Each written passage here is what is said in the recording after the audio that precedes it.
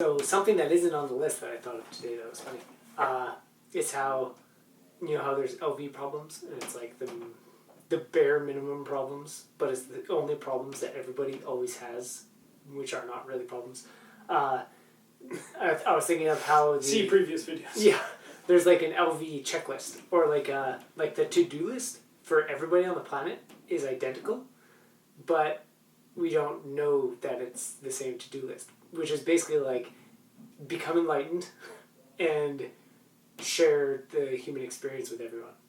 And that's basically it. And like they're kind of the same thing, because like, to become enlightened, that basically just means to live this human experience as much as possible, and to share the human experience with others. Like literally anything you do while alive is in the process of sharing it with others, even if it is something that is harming another. Like sharing your anger with somebody, if you're expressing anger, whatever, you're sharing that with the world. So it's just that's what you're doing, and you just happen to not have much enlightenment with it. And if you're really focusing on enlightenment and developing the ability to experience oneself, and then doing something like meditation or something, you're not directly sharing that with the world, but you end up doing it anyway when you go out into the world. So like those are kind of like the two things that are always happening, and there's absolutely no way to avoid it. It's like no matter what you do, it's like I want to master piano. In doing so, there's going to be like focus and concentration and like pinpointedness of the mind and like sharpening of like mental faculties, and sharing that what you end up doing with the world, whether it's like being involved in a community to learn, like having a teacher, paying for lessons, or actually playing for an audience or anything like that. So, yeah, I just thought of that today. It's like the to-do list for everybody on the planet is actually just two things. It just happens to cover everything. Yeah, and I like I think it's funny, the idea that it's the same for everyone, and nobody knows it. And I was thinking there could be a thought where you're going to go with that was maybe like how people would, with the same event, people can interpret things differently, and yet it's like the facts are the same, or that just the difference in communication, because everyone's in their own world. So even if you're experiencing the same thing, you're experiencing your own version of anything, and therefore it like seems like it's a different to-do list. Yeah. But it's actually the same. Yeah. And it kind of like we've talked about how with Vipassana, of like just the ability to experience what is happening within the framework of the body. Everybody's doing that regardless of whether they mean to or not. It's just like to different degrees. And in the same way, that whole like everybody lives different worlds. That even if you have two people that are identically aware and enlightened, or whatever you want to call it, like they're at the same level of intelligence within themselves, and at the same level of expressing themselves into the world, because everybody lives in infinitely different worlds all over the place.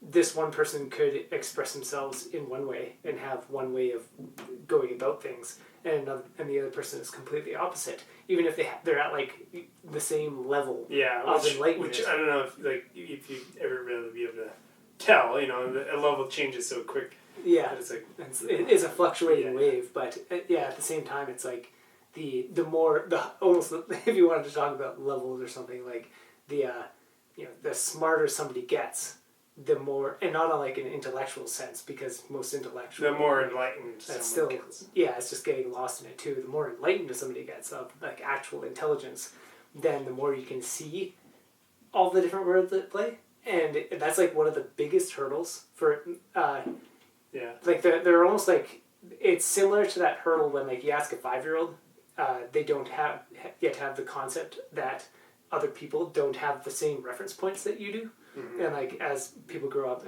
it might be younger than 5, but it's kind of like how they don't know that other people can have such vastly different interpretations of the world yet, and slowly they do. They start to like be able to siphon off and understand that we are all from different viewpoints. And then there's like another hurdle at some point when, like, that's when they learn about it.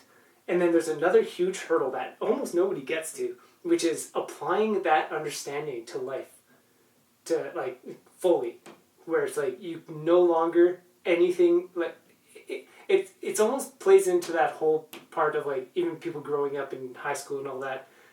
There's so much talk of, like, peer pressure and all this other stuff, where, like, thinking about what other people think of you and things like that, which makes absolutely no sense to begin with, but it's because this basic thing that they've learned that other people don't have the same perception has not been applied to life.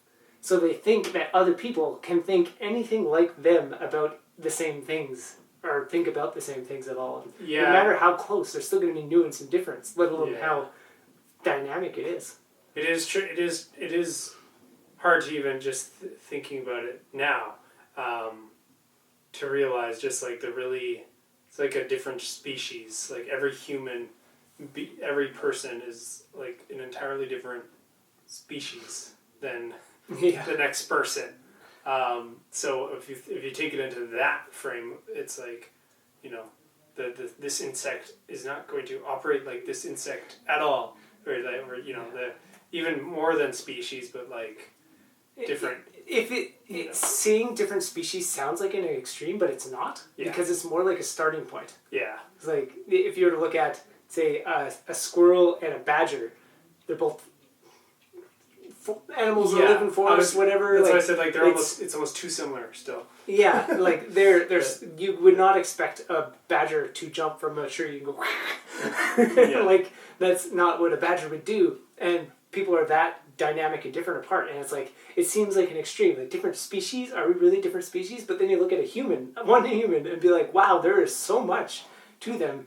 And then you take a second human, wow, there's so much to them. And then if you actually line them up side by side, be like, there's barely any similarities, yet they have the same goal. the same to-do lists. It's like no matter what, if the closer a person can come to realizing that anything that they think that another person's intent is, they are way off, and so there's just no reason to do it. That's this is the more accurate perception you could have, is thinking you don't know what's going on with other people's experiences. Like just in customer service, you probably get that all the time. Of like, or people get that all the time. Of like a person comes in, and the person working customer service has to deal with like a person, and there's all those the ways of talking about it is like if somebody's really angry at you, and you have to deal with them, they're a customer, and they're angry, just don't take it personally because they might just be having a bad day, or all that stuff. It's like, because you have absolutely no idea what's going on with that. And it's probably so much more dynamic and nuanced and fluid and wacky than just they're having a bad day. It's like, no, they're having a great day, but they stubbed their toe on the way in the door. Or they're having a great day, they just didn't have the salsa that you wanted when they went shopping. And I mean, it doesn't even matter. It doesn't have to be a circumstance. to decide that it was the whole day or something is, again, this like kind of assumption based, like it's a bias, like and even how could you simplify this unique species into that? And yet it for the most part it's actually the person who's like that person is they're having a bad day, so I won't take it personally or whatever, but the fact that you have to do something because you're reacting to these circumstances blindly, whatever it is, means that it's more about one's own perception of that. It adds even more complexity to the whole discussion. So it has nothing to do with whether they had a bad day or whether they have attitude or anything, because most people are going to sit there, and no matter what you say or do to somebody who is below full enlightenment, which unless you're Jesus or Buddha or whatever, then you're not. So like literally every person that you encounter on the planet, no matter who you interact with, they will interpret it in some way that is not what you mean anyway. So like that customer could be like the most perfect customer and come up to anybody, and any person who is serving that customer will interpret it completely differently based on their own mood, their own stuff, their own flux and flow and all this other stuff. So it's like no matter what you say, anybody is going to interpret it totally differently. And the only thing that a person can do to not get mixed up with that is to go further and further to that point of they're a different species. I don't know what's going on with them.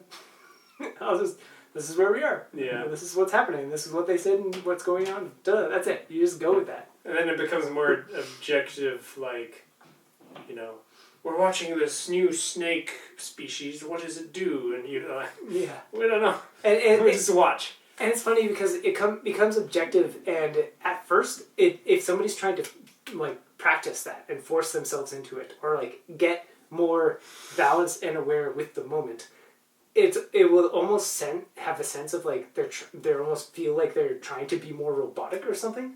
But all it actually does is liven you up, because now you can look at that and be like, oh, it's a snake, because like it's a disassociated observation of reality of the snake going by, being like, cool. And like you're trying to get to this robotic state where you just see it without reacting to it blindly, which is like what people think life is really like. What gives it its motion and its liveliness is like reacting to things and being like having the mental twists and getting confused and emotional and all this other stuff. And then if you just see it for what it is, it's like, isn't that robotic? And it's like, if you're closer to robotic, then at least you're freeing yourself up to actually see what's there. And then you can now look at it and be like, man, snakes are sweet. And you just get stoked on life. But like, you have to go through that shift of like, how do you trick yourself? How do you fake it till you make it, or pretend something else? How do I make myself be more neutral? Yeah, like a step away from the human reaction response that people associate humanity with, like, you know, the human problems or whatever. Just step away from that, and then instead of like getting less lively, now you're full of life because you're there the whole time, and it's way cooler. But yeah.